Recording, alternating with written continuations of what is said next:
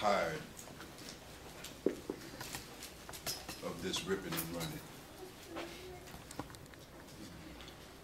chasing phantoms, chasing what you think is going to bring you happiness, getting it, and never getting what you wanted it for in the first place.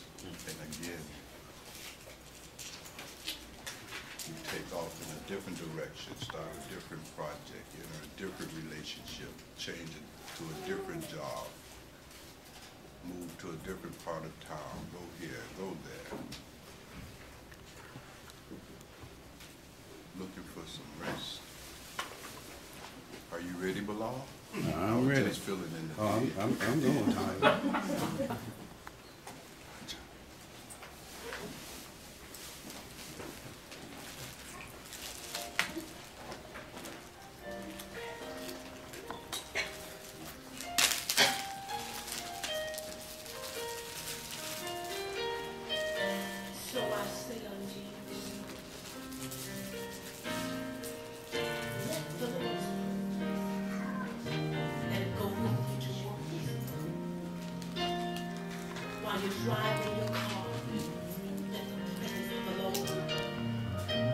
Gently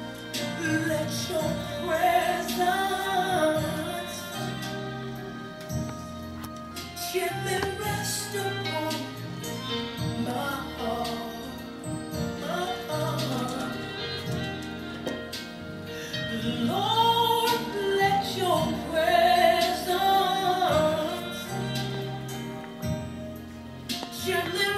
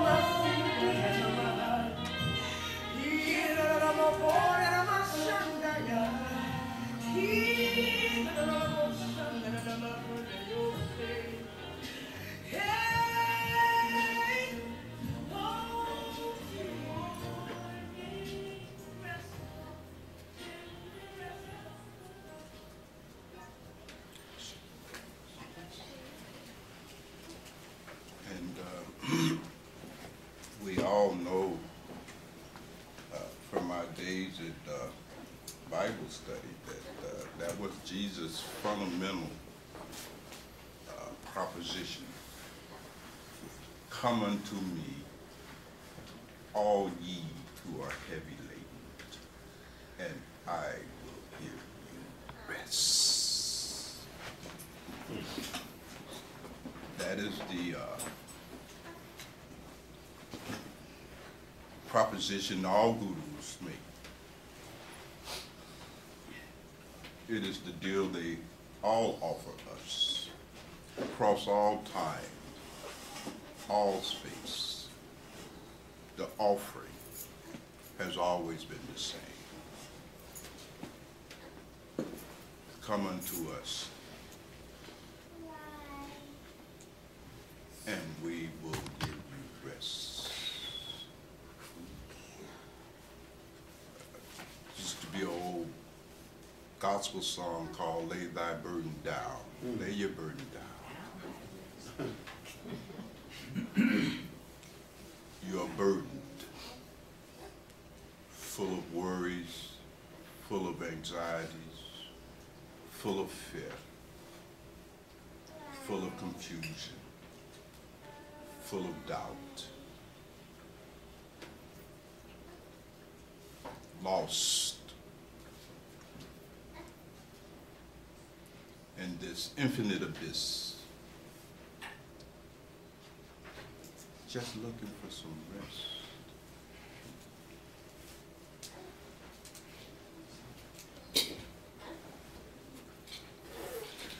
So it's always good when we can come together and offer one another a little refuge where we can get a little rest from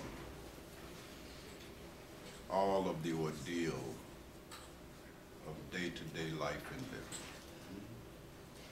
A little rest where you can just be you without the act.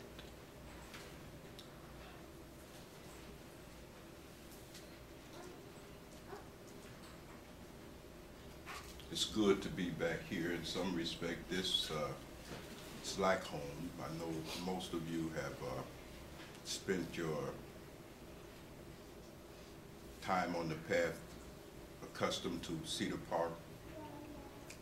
But before there was Cedar Park, there was this place.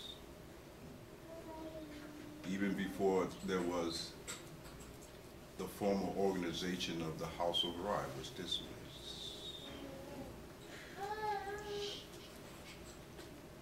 Where we gathered and gave birth to the House.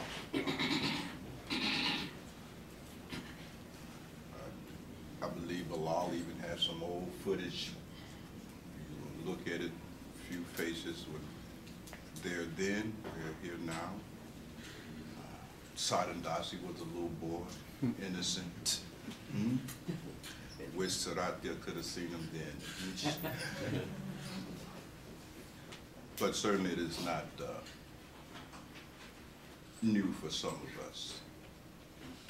So what would you rascals like to consider?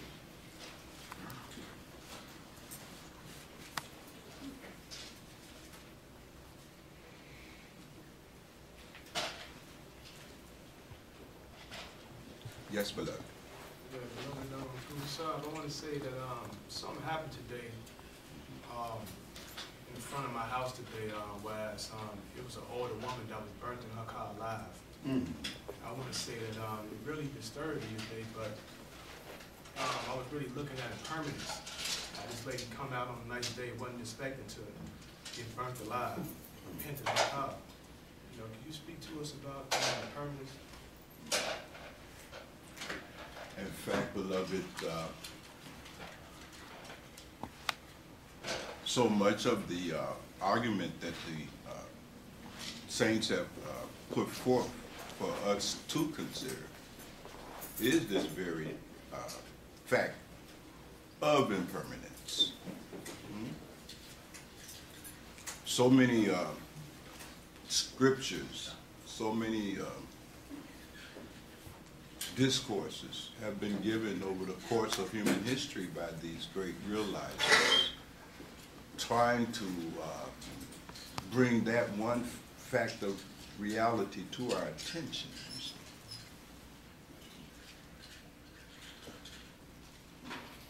The very impermanent nature of your human existence has to be accepted.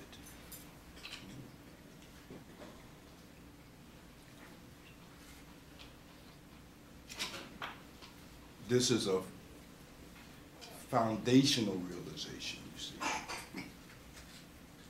At the retreat, how many was at the retreat? A handful? That was enough. That was the whole focus of the retreat. To really sit and really grasp and accept this fundamental fact about reality. The reality that we know is impermanent.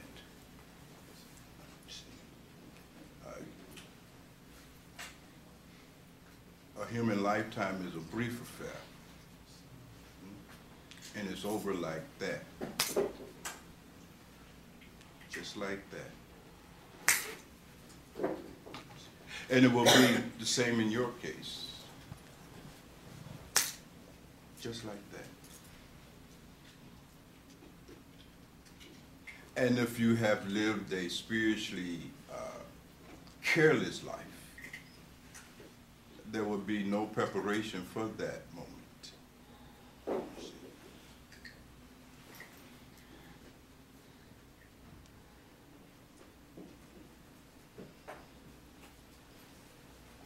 So this is what there is to be understood, beloved. And if this event this morning shook you, then consider that a sign of grace. That woman sitting in that car, burning alive, having no anticipation of that being her ultimate destiny, should have given you an insight much more profound than the insights you have been getting from reading this or that book. You see, reading the Gita won't hit you like that. Reading the Quran won't impact you like that. Reading the Bible will not impact you like that. Reading the sutras of a Buddha will not impact you like this. Hearing this argument will not impact you like that, you see. That's Dharma, you see. That's the truth. That's reality. You don't find that truth and reality in books. It's all around you. You see? And if you can't see that truth that is surrounding you, you won't see the truth of the scriptures or the Bible or the Quran and so forth and so on. All of that would just become more intellectual information and entertainment for you, but not this. The only thing missing is that perhaps you were not connected in some way with this woman, you see.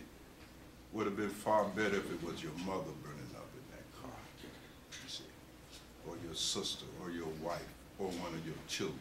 Then, beloved, you see, you won't forget this morning. You will forget by tomorrow morning. By the time the cock crows thrice, you would have forgotten this.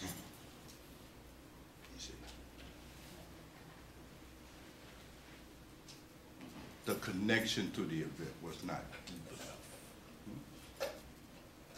So pray for another opportunity to be shook up.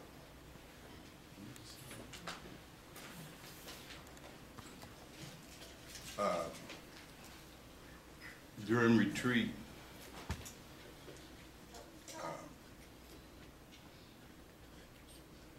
part of the goal was to sit unperturbed, focused, concentrated, and really consider this fundamental fact about conditional reality. You see, beloved? And until and unless you are able to accept this fundamental fact, then you cannot really travel a spiritual path. Then you really cannot do sadhana. You see?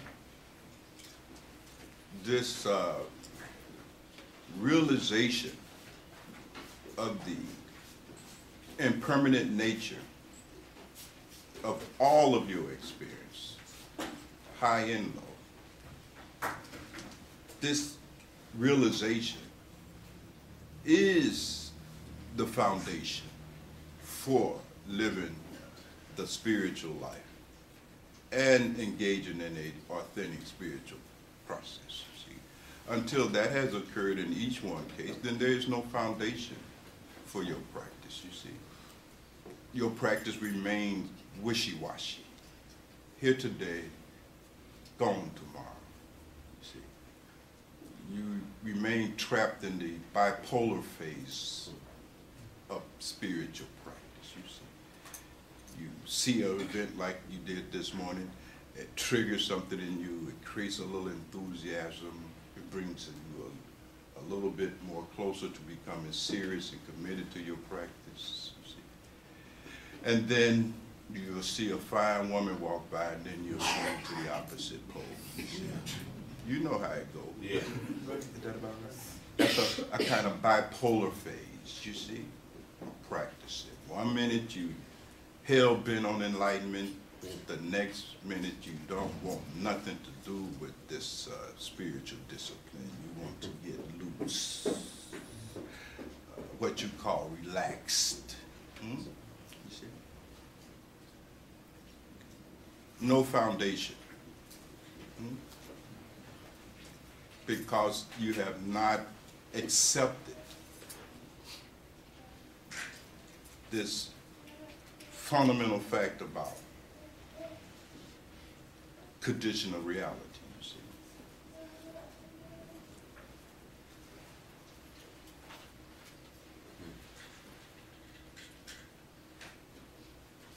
You have not yet accepted the fact that even your search for happiness in the forms that that search has taken in your case is futile. You have not yet seen that even your effort to avoid the vicissitudes of life, to avoid those things you don't like, you see, you have not yet seen that your effort to avoid the difficulties of life is futile. You see?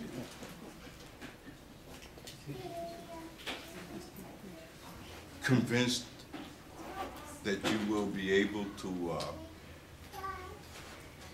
find lasting happiness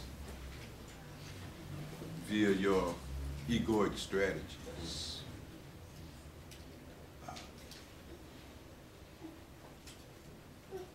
Must become clear in the failure of that effort. And clear beyond philosophy and logic and psychology. You see? Existentially, it must become clear.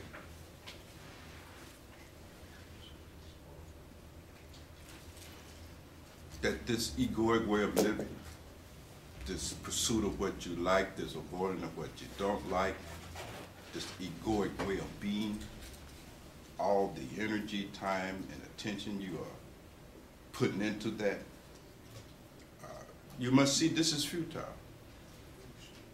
It is inherently and necessarily futile because of the law of impermanence. How would you get lasting happiness from anything that is permanent by its very nature? There's no win in that strategy. You see, beloved?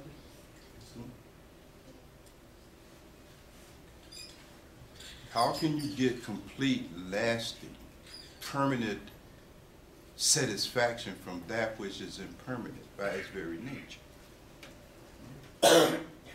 And unless you become that intelligent enough to see that, then there is no possibility for you to really engage in any kind of serious spiritual life, living, or practice. Why? Because all of your time and energy and attention will be absorbed in the pursuit of that which is transient and thus cannot deliver anything like lasting and complete satisfaction and fulfillment. You follow my arguments of it?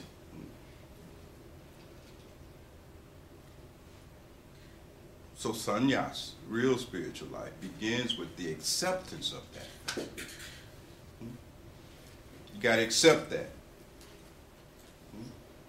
You ain't got to like it, but you got to accept it. And only on the basis of that acceptance does sadhana, in any real sense, becomes possible in any one case. Where there is no acceptance of that fundamental fact about the reality that you are in, your sadhana, your spiritual practice will remain bipolar, if it exists at all. Now, much more can be said about that, beloved. I believe there's some CDs from some of the conversation we had. I believe Bilal might have a DVD or two. Maybe you can get a sense of that atmosphere that was attempted to be created during the last retreat, where you would have had time, energy, and could have given some attention to this very issue. We can't go very deep into this on the run. You see, while sitting in front of your television set, sort of kicking it.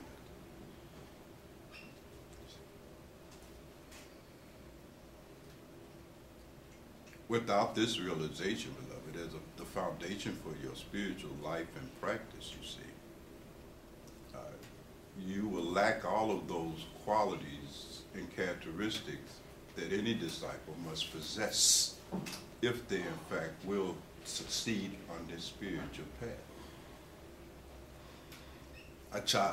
Buddha uses a beautiful metaphor. He says that entering into the spiritual life is much like what happens with warriors who leave the fort and go out to do hand-to-hand combat with their foes, you see. They are armored up, you know, they rush out of the fort into the fray. Many of them are faint of heart. And even before they enter into the fray, they become afraid and they run.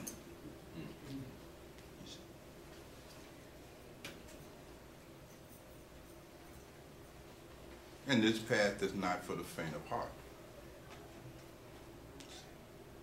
Without this foundation, you won't have the heart for this. And you will flee upon sighting the foes arrayed before you. Run like hell.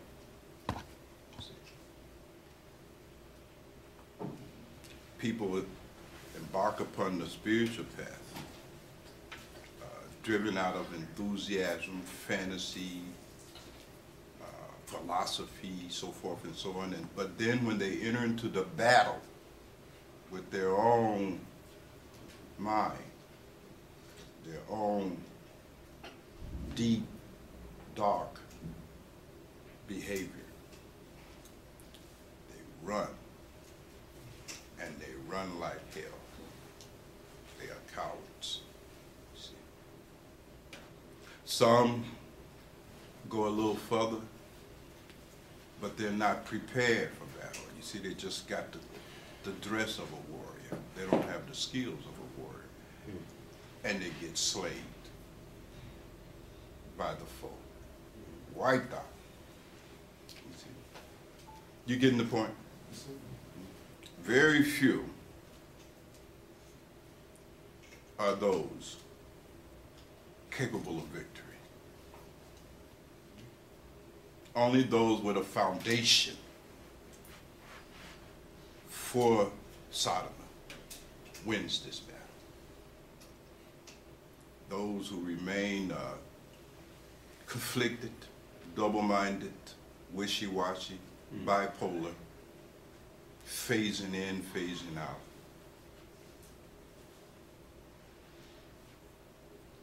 They don't make it. They don't attain the Sotapanna fruit.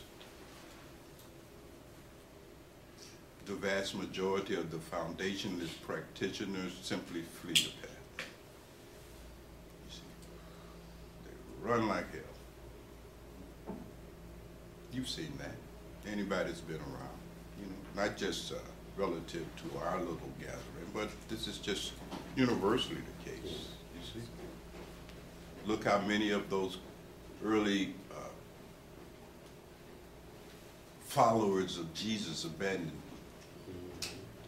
the path in Jesus the moment shit hit the fan. Is that about right? They ran like hell, didn't they? And not just with the Jesus, but with Buddha, you name it, it does not matter. You see, the Prophet Muhammad, peace be upon him, you see, when the powers of Mecca decided to squash this movement, you see. How many abandoned the Prophet, you see? Mostly just a handful of women stood by the Prophet's side and went into Egypt, and then came back victorious, you see. Very few. You know this, right? Question is, which one are you? That's what you must find out, you see. So we spend a lot of unnecessary time, energy, and attention, you see, trying to figure out something about the other person sitting next to you, in front of you, or behind you, or around you, you see. Even lecturing them. That's not the right focus. The focus should be on you. The path is about you. It's not about anything and anyone else. You see, it's very personal.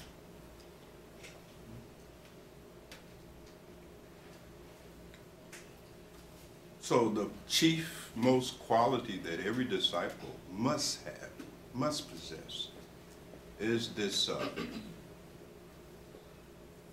warrior-like disposition. And that can only exist in anyone's case if there is a real foundation for your practice. If you have truly seen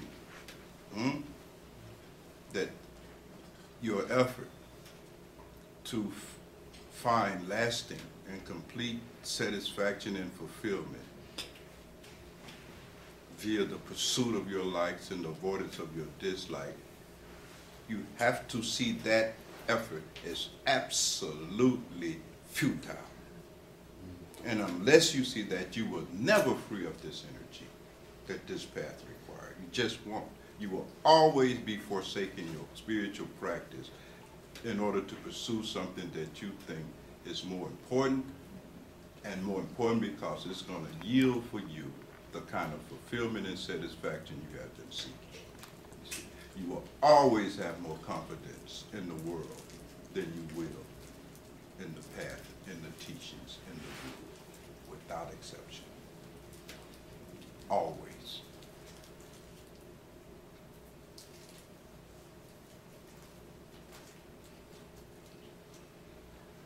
You will do and you will think about every other thing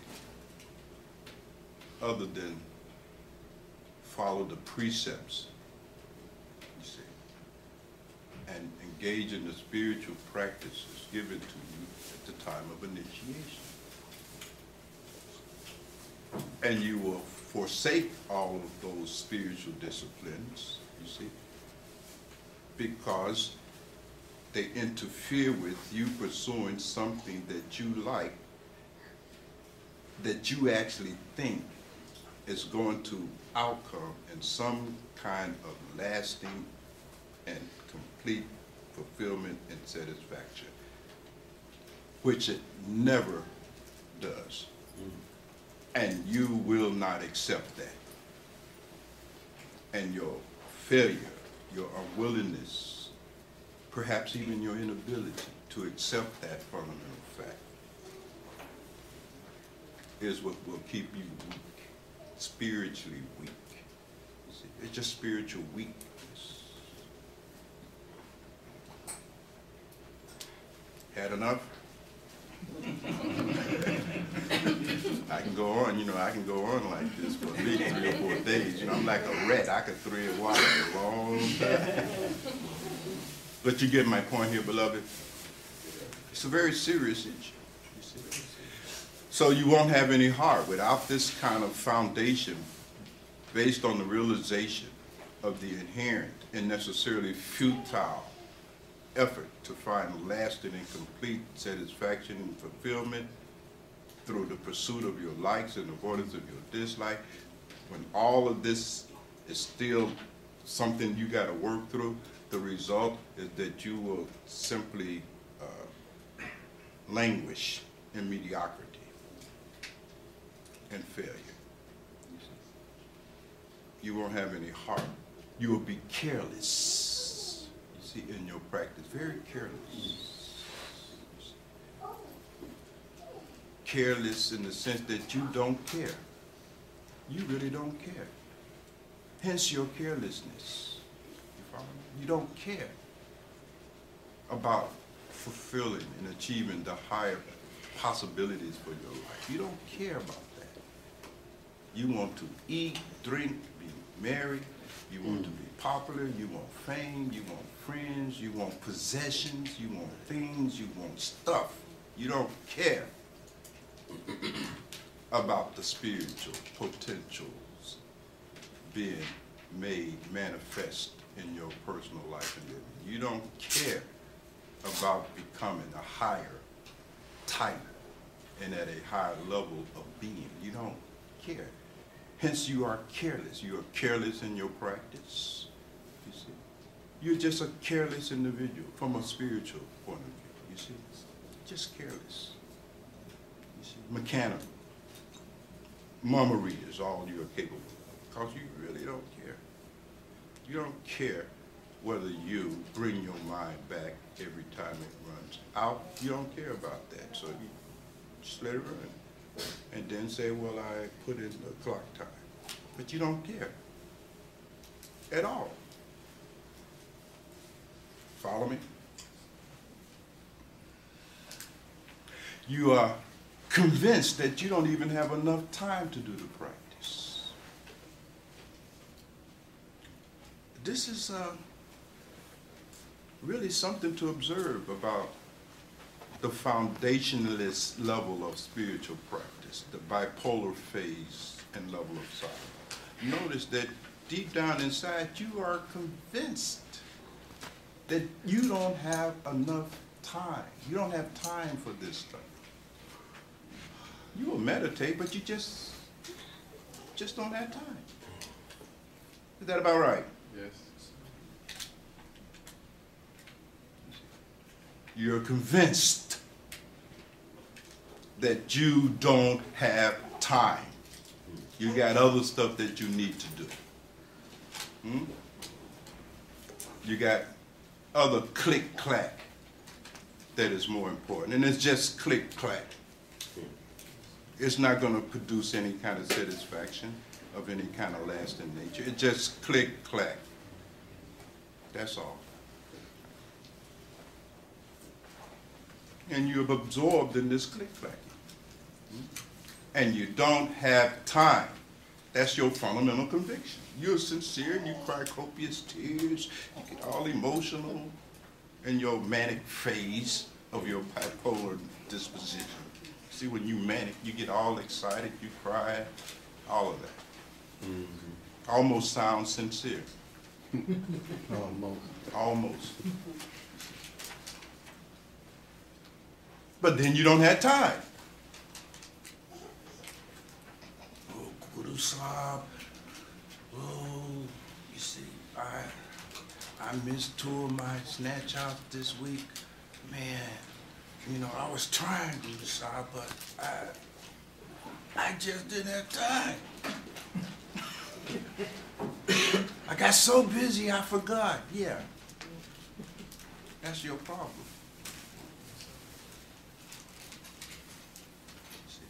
You're careless.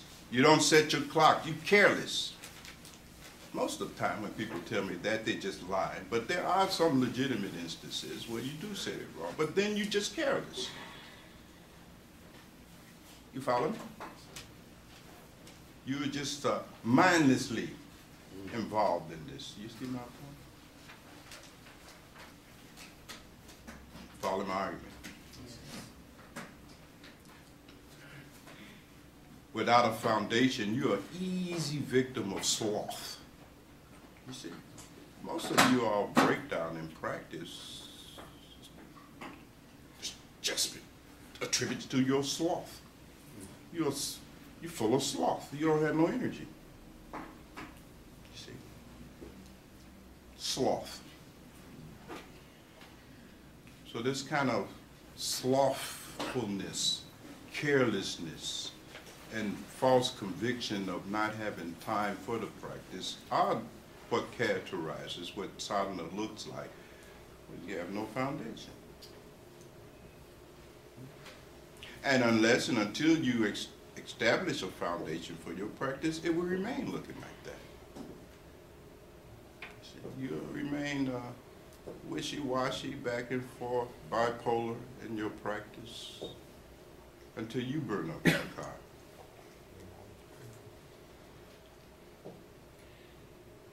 Something else you rascals would like to discuss? Yes, please. First off, praises. I'm trying to make a transition for my community.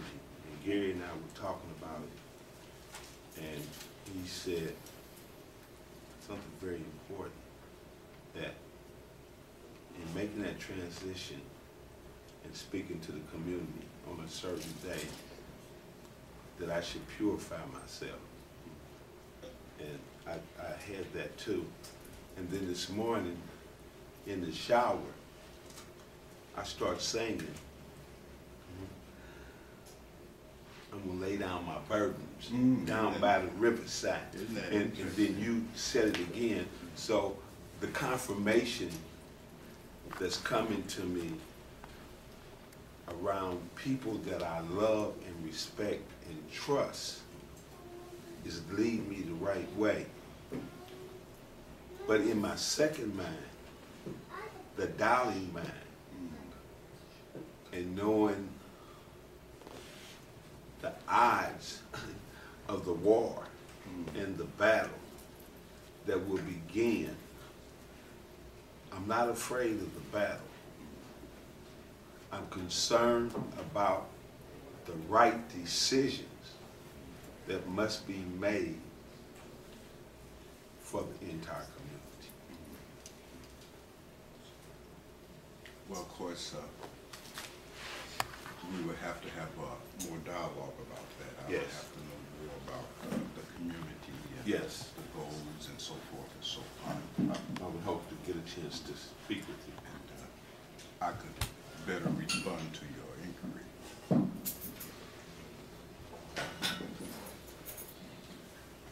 But if one of your goals is to bring about peace, harmony, and love, and so forth and so on, then you must purge your own self of all of those things that are a contradiction to it. You see?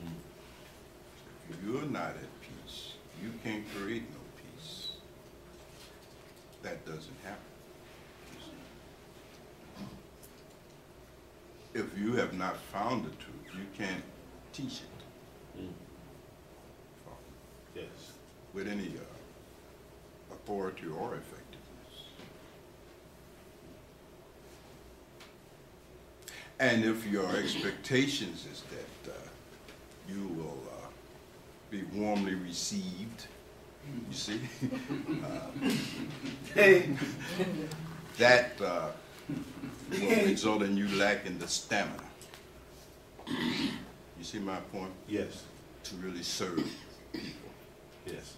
To serve people requires a foundation, and without it, you're going to get blown out of the water, because people will betray you, Yeah. they will falsely accuse you, Yes. they will conspire against you. Yes. You see, you can't do savor for others just out of a good intention and just because it's a good ideal. You see, Yes. you won't be able to stay the course. You see, I understand. and rather than serve them, you will begin to hold them in contempt.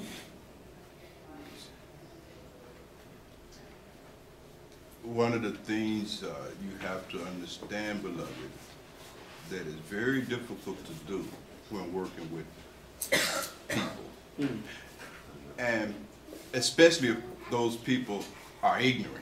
You got some ignorant people in your community? A whole lot. All right. Then, pay On attention. both sides. Pay attention then. I am. It has been said that from a teacher's point of view, there are 20 things very difficult to do for anyone who will be a teacher of or a servant of people. And we won't have time to go into all Yes. 20, but certainly one of the first ones that challenges you is the fact that it is very, very difficult not to feel contempt for those who are ignorant. It's very, very difficult not to feel contempt for those who are ignorant. Because the ignorant is going to ask you the same question 25,000 times. You're right. You see? Yes. And you will have to have the patience to answer it 25,000 times and not slap the shit out of them. You follow me? I understand. Or not demean them. That's very, very difficult to do. It is very difficult not to abuse your authority. Mm-hmm. Very difficult to do that. So those two things will be enough of a challenge for you. Purify yourself of all that is within you that will produce contempt for those who are ignorant or weak.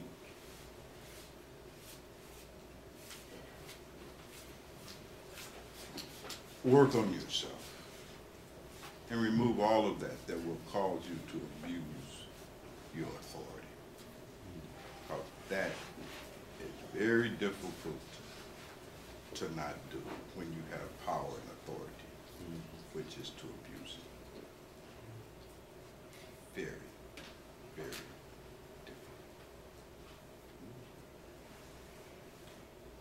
And then if you can do those two, come back, I'll give you 2 more. you got gas money, right? If I don't, I'll call you. All right. You got to come sit at my feet for that. Yes. Because I can't see you over the phone. I No. can't see if you get it or I not. don't want that. I had to come and look you in the eye. All right. So just a little bit, beloved. Hopefully that steers you in that right direction. You see. One more. Can I Yes. address one more? All of those things I understand, that I've been in that position, but now, 30 years later, I'm moving back into that position. And coupled with knowledge as far as vocational education, training, and jobs, and direction.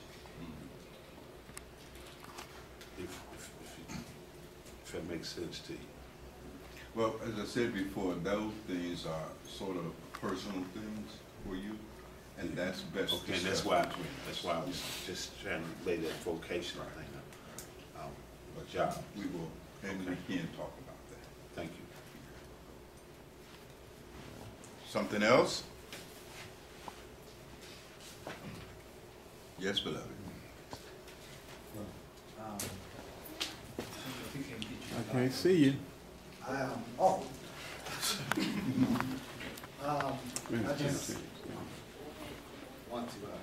just want to maybe just say or add that, you know, what you just shared with this brother,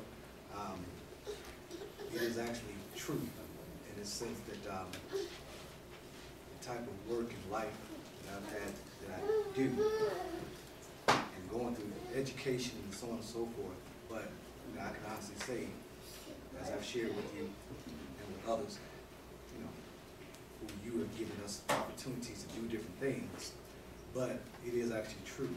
And to whatever extent that I am effective, it really is because of making it a practice and keeping, well, you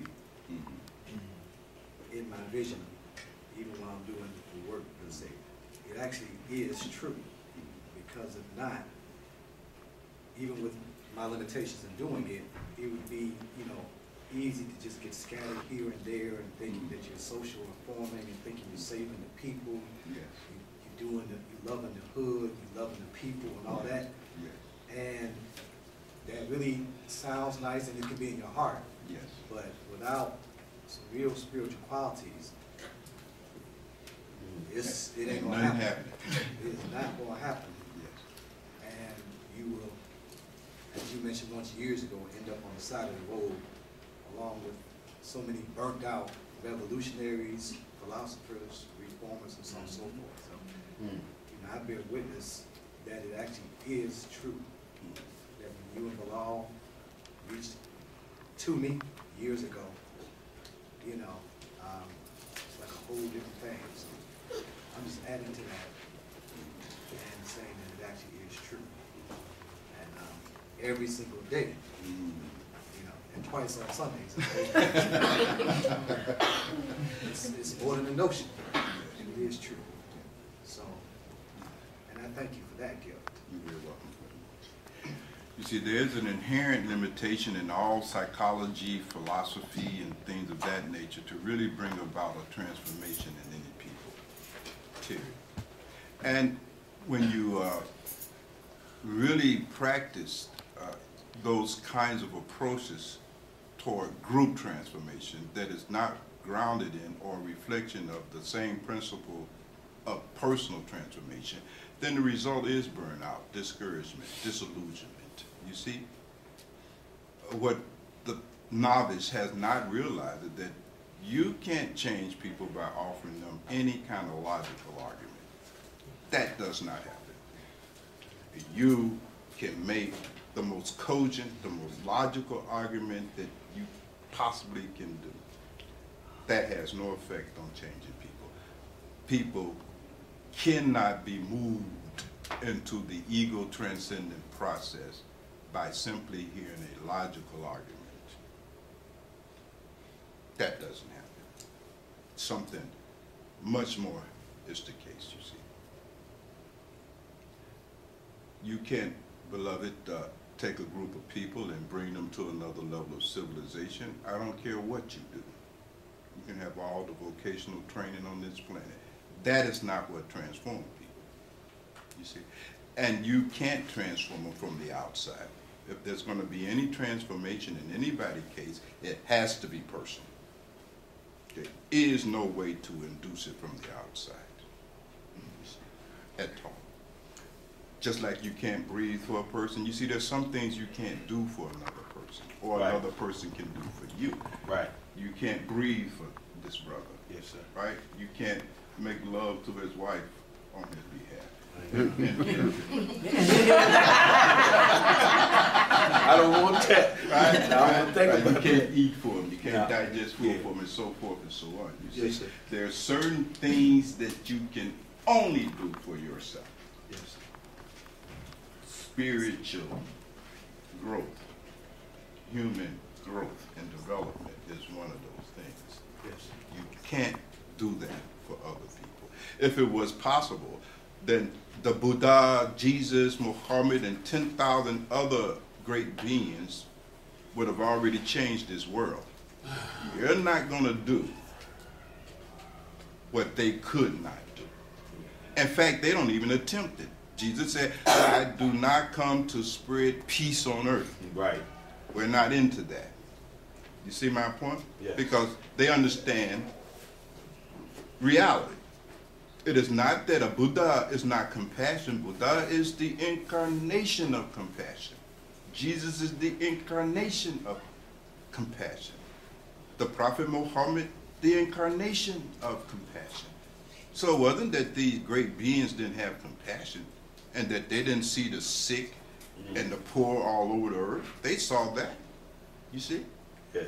But they don't resort then to any kind of social engineering because they know that is not going to transform anybody. Can't transform anybody. Personal transformation is just that. It is personal, and it has to come from the inside. See? Much more can be said about that. That's a different kind of argument and discussion. But I can tell you that there are droves of therapists and psychologists and ministers who have reached burnout, you see, who have actually damaged themselves as a result of this kind of futile ambition, you see. There's retreats designed especially for burnt-out psychiatrists over in Italy. Psychiatrists have a higher level of suicide than most other professions.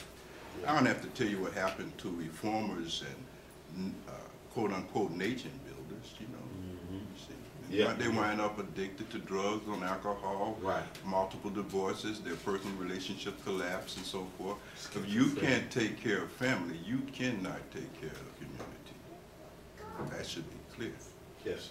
you see. It The rest is just avoiding dealing with yourself. Most people that get into reformation movements are people who are simply avoiding dealing with themselves.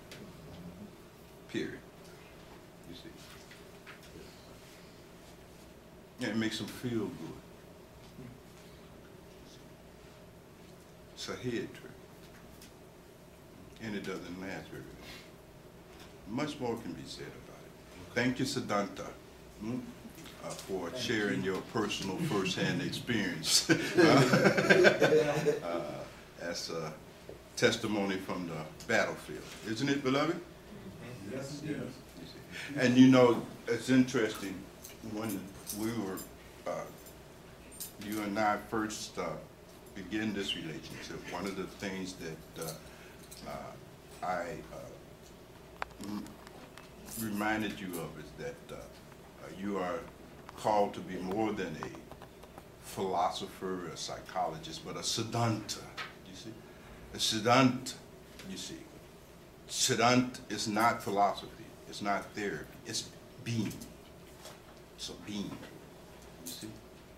There's no theory involved, no psychological theory, no psychological model, you see? It is being the truth, not studying it, being the truth. That's Siddhanta, you see? That's a Siddhanta, one who has become the truth, and not one that is really sitting back, speculating about it, theorizing about it. Is that about right? that is what must always be remembered, and you'll never have to go to Italy. You'll be all right. You see, you won't blow your brains out in the end. Something else to say about it? Yes, beloved. Bhagwan, I wrote my question down. It's all right. Stand up so you can keep Very good. One of the benefits of entering into relationships. I'm sorry, beloved, can you just a little louder? One of the benefits of entering into relationship with a guru is the gift of his or her physical presence, a life example. We're just getting to know each other and developing our relationship. On a very practical level, what does a day in the life of one who is God realized at all times look like? Specifically, what is the constant mindset, posture, activity, or thinking that you're enacting as you go throughout your various interactions in this world? For example, work, family, chill time, dinner time. Can you please offer an example of a typical day in the life of Bhagwan?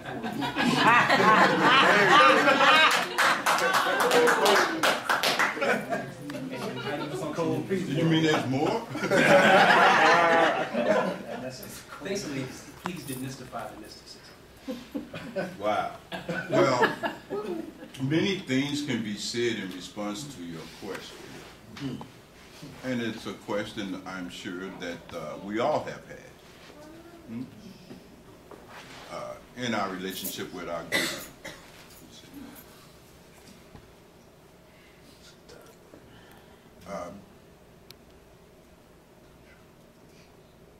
Maharaji used to always quote the saints' response to those kind of questions. And he would say that to no one who is on high, you must be on high yourself.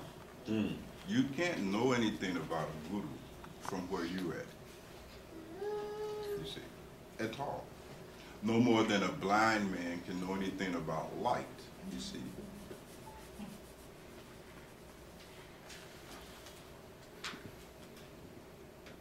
It is enough to know that he or she knows something that you need to know, and that's enough. More than that, you're not capable of comprehending from where you were at, you see.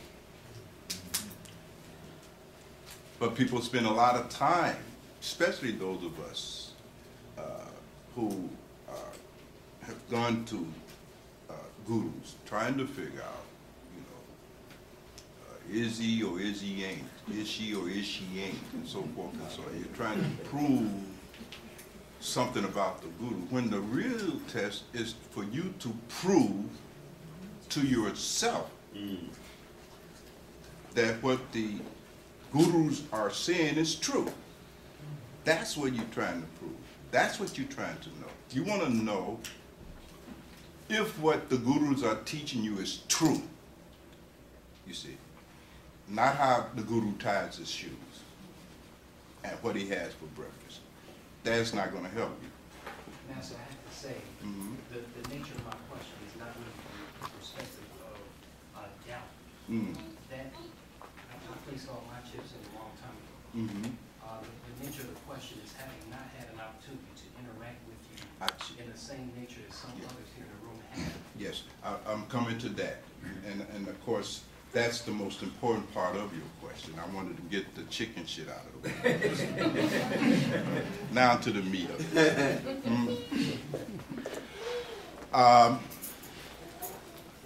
There's a very famous sutra in the Buddhist tradition. It's called the 42 Sutras. Was compiled somewhere around 67 AD for the Chinese Emperor Ming of the Han Dynasty. This Emperor Ming wanted to know something about the Buddha, and he invited some Buddhist monks to come to China and give him some insight into the teachings of the Buddha. And these 42 chapters, the The Sutra of 42 chapter was the result of those monks compiling for the Emperor Ming the salient features of Buddhism. So from that vast literature on Buddhism, they drew down just these 42 small chapters.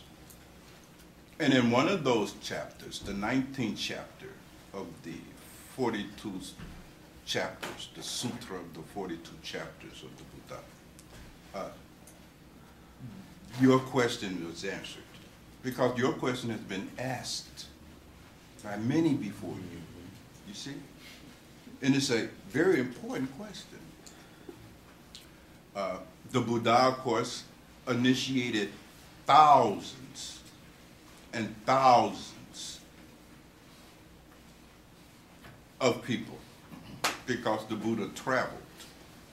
And he may initiate 100 here, 200 there, 400 here, 1,000 there, so forth and so on. So as he moved, many became bhikkhus, disciples, followers of the Buddha.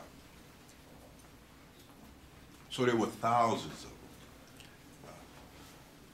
Even in this time that we live, with the case with Maharaji was in India, you see, came here once, initiated a few of us, went back to India, but there was an initiation by representatives, and so there was something like 1.5 million people that Maharaji initiated, you see, all over the world, you see. Naturally, he could not keep the company of all of those 1.5 million people, you see. Just as Buddha could not keep the company of all of those whom he had caused to become initiated either. So in the 19th chapter of the 42 chapters, there's a sutra there. And the sutra says something like, O children of Buddha, you may be thousands of miles away from me, but if you remember, and the emphasis is on remember, and think of my precepts, you shall surely gain the fruit of enlightenment.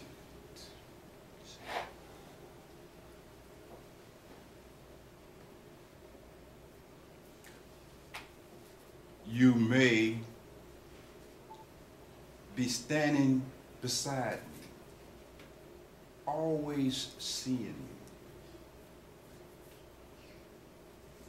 But if you observe not my precepts, you shall never gain enlightenment. This short sutra then speaks directly to your inquiry.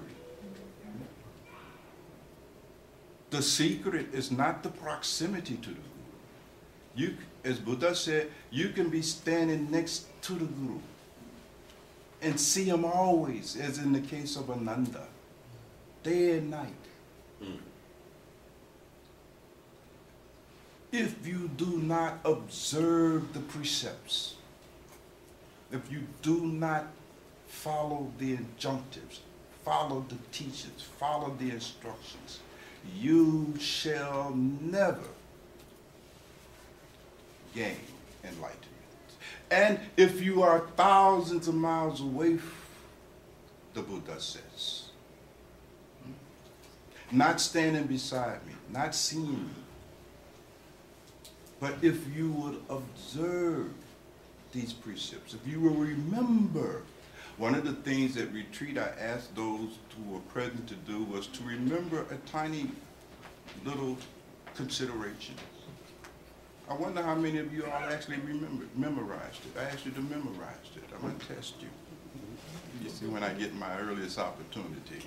I only know 2 that have actually memorized it firsthand. So out of all those people there, so far, 2.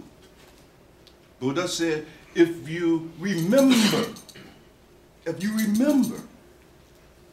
and think of my precepts, no doubt about it, you shall gain enlightenment.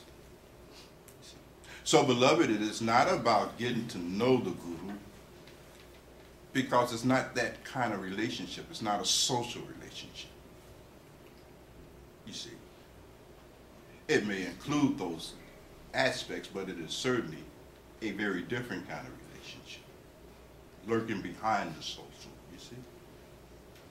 It's not a matter of familiarity with the Guru's biography, you see, that is important in the relationship. What's important in the relationship is the precepts, you see, remembering them,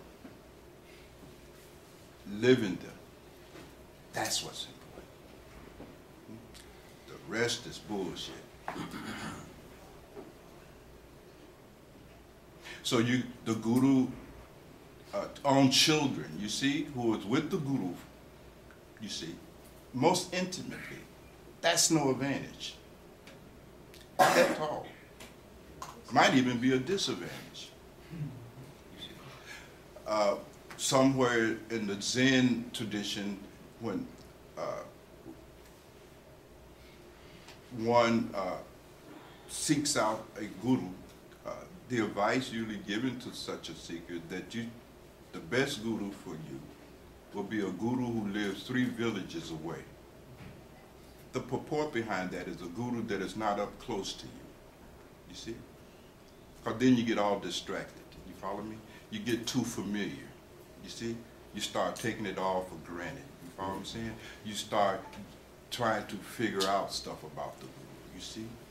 He farted. Is he enlightened? You know? He drinks too much coffee. He can't be enlightened. You see, you get caught up in all of this kind of crap, and you forget all about the precepts. You even start criticizing the guru. You start trying to guru the guru.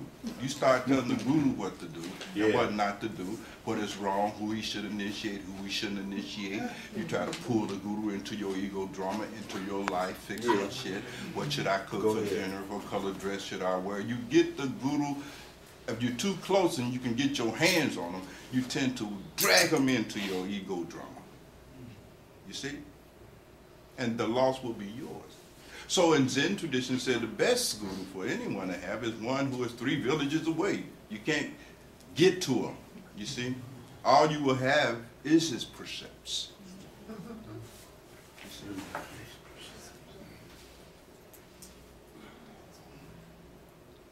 So this then, beloved, hopefully addresses your questions, the heart of it.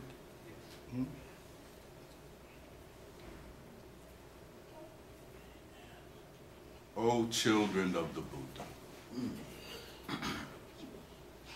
you are away from me many thousands of miles, but if you remember and think of my precepts, you shall gain the fruit of enlightenment. You may, standing next to me, see me always, but if my precepts are not observed, you shall never, and underscore never, gain enlightenment. You are only in relationship to the Guru, to the extent the Guru teachings are being applied to your life and life. Otherwise, you have reduced the great relationship to an ordinary one. You see? And it will not serve you at all. Yes, ma'am. Is that, in the book Data Live by Maharaja G, is that why that no matter how complicated the question, no matter how long, how elegant, it seemed like you would always end it up with meditation. I noticed that. No matter how an intellectual would come and ask a question and wow, and then it seemed like you give a short answer, meditate. I always just end with meditation. And you see, you will also find that same kind of strategy in Sufism, because there are questions that can only be answered with an experience, can't be answered with words or with dogma or theories or logic, only can be answered via your own personal experience, you see. And meditation is the name of all of those practices, disciplines, and methods by which you are able to have your own personal experience, you see. The task of a disciple, beloved, is to prove to oneself the truth of the teaching. That's the task of every disciple, provided you have a foundation, okay, and a right understanding. And the only way to prove that to yourself is to meditate. So that's why Maharaji and all saints emphasize, meditate, go meditate, because the answer to your question is in an experience. You must have an experience, you see. You have all these doubts because you have no experience. You understand what I'm saying? Yeah. So, a intellectual answer doesn't remove the doubt. The doubt can only be removed by first-hand experience. And meditation is the only thing that's going to give you a personal and direct experience of the truth of the Dharma, and nothing else. You see? So Maharaji was very economic in that sense. It's economy of words. You know, he'll say a little bit, you know what I mean? But then he will wrap it up with meditation. Go meditate. Do your meditation. Do your meditation. Do your meditation. That was his fundamental precept. Do your meditation. Do your meditation. Because that meditation is what will give you the personal first-hand experience. Swamiji Maharaj, who is the historical founder of the Radha Swami path itself, well, maybe not Swamiji, but one of his successors, Saligram, but that's just a historical point. But Swamiji himself, however, always emphasized and warned those who came to him, do not accept what I am saying strictly because it is being said by me. Do not make dogma and doctrine out of my saying. You see? Accept, believe, hold it as being true only when you have experienced it personally and firsthand. Until then, it's borrowed knowledge. You see? You have a head full of borrowed knowledge. Borrowed knowledge don't transform nobody. Borrowed knowledge does not disappear doubt. If it could, you wouldn't have any, because you certainly have borrowed a lot of knowledge, read a lot of books, right? It just creates more doubt, more confusion. It's meditation. That is what results. That is the fight. Yeah, that's the stuff. You see. And when you enter into the practice of meditation, it is like unto warriors entering into hand-to-hand combat on the battlefield. And as said earlier, many, once they enter into sannyas, of being a faint heart, they run, they flee. You follow me? They run. They are scared. Those who are careless and bipolar in their level of practice, who have no foundation, the enemy, the foe, easily defeat them. Easily. because they were not prepared for battle. They were careless, you understand? And they ran out there and they got slaughtered.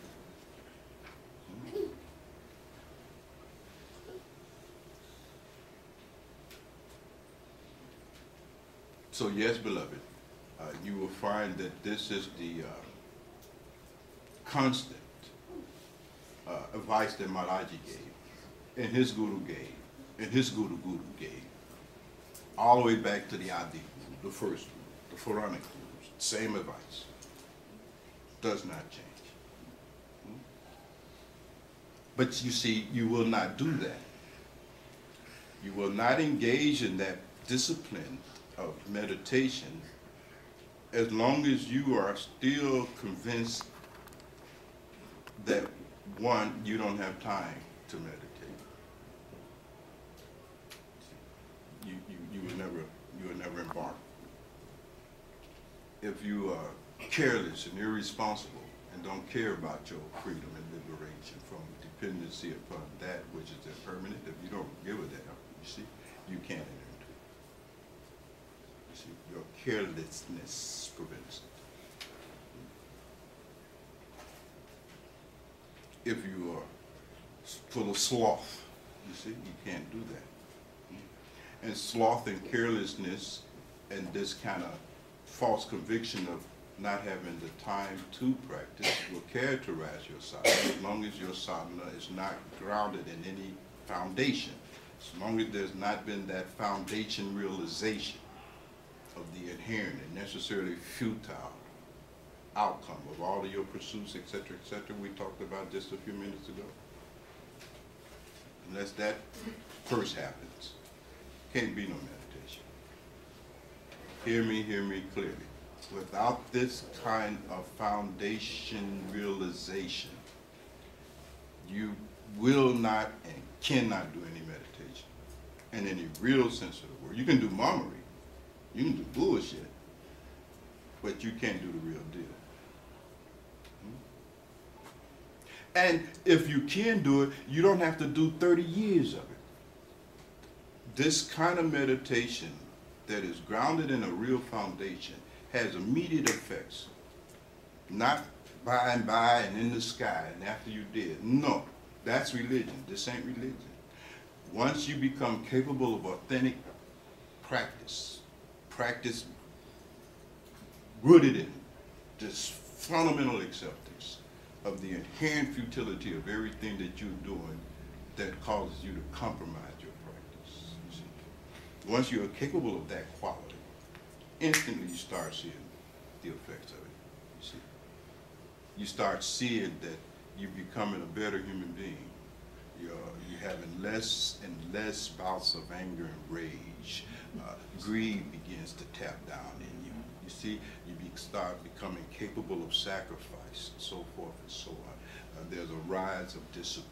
You see, you become more loving, more compassionate. You see, you start moving away from this feeling of being separate from and disconnected from everyone and everything, and your experience start taking more of the flavor of unity. You see, the structure of ego begins to dissolve. For those who are familiar with the psychology of ego development, then you do remember that ego begins with this feeling of something being mine. You can see it in little children. That's the first thing you notice in a mine. My toy, mine. Then with this feeling of mine, that's the beginning of the separation. You see? Then there rises the feeling of me. You see?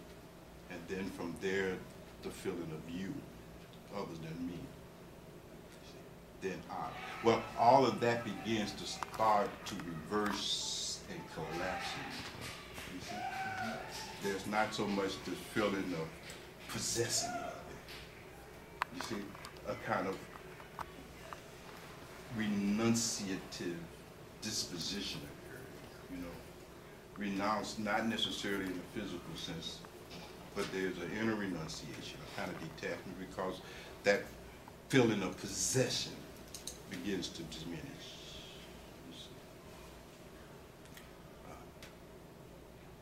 The feeling of separation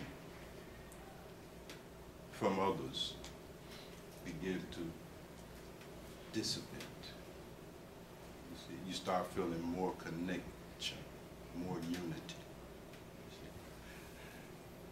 And that happens not 20 lifetimes from now. You see my point? Those are the effects, you see. Most often you see, beloved,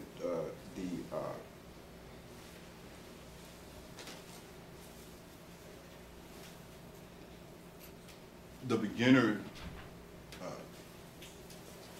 meditator, and certainly if that beginner meditation is beginning without a foundation, usually look for progress on the mat. So they sit down and they look and they want to go into some astral region, they want to go all over the place, you see. But progress begins off the mat. That's where you see your progress. You see? It culminates on the mat too, but it begins instantly, almost instantly. And the way you live, the quality of your relationships begin to change. You become a better husband, a better wife, a better brother, a better sister, a better employee, you see, a better human being.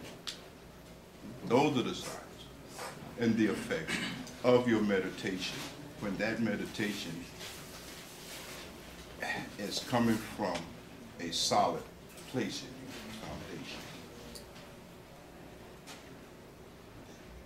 But when you are a non-serious person trying to meditate, you're not going to see shit.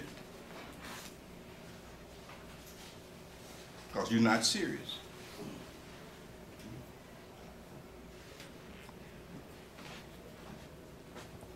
I was chatting with Sadhana. Okay. There's a waiting going on. And we're going to have to end quickly. I was chatting with Sadhana a couple of days ago, and I was sharing with him the necessity for us to always not sacrifice seriousness in our Kula meetings and get caught up in all this nonsense talk. You know what I mean? But when you're not serious, you don't even do Kula seriously because you're not a serious person. Get together and Kula, but you're talking about stuff that has nothing to do with the consideration. You don't even remember the consideration I gave you in the first place. You glossed it. But you didn't care. And then you just get silly. Then you talk about silly stuff that has nothing to do with this thing. And you can spend years doing that. Because you're not serious. And when you're not serious, you will always be careless by default. You will be careless because you're not serious. And you're not serious because you have not accepted some fundamental truth. Now, on that note, I think we probably have to get more time next time, whenever that might be. We'll get ready to end for today. There's some of you that I'd like to see. Where is stop running right there? So I'm gonna go to the restaurant. So I'll be somewhere in the restaurant. So those who want to have a little time, see, stop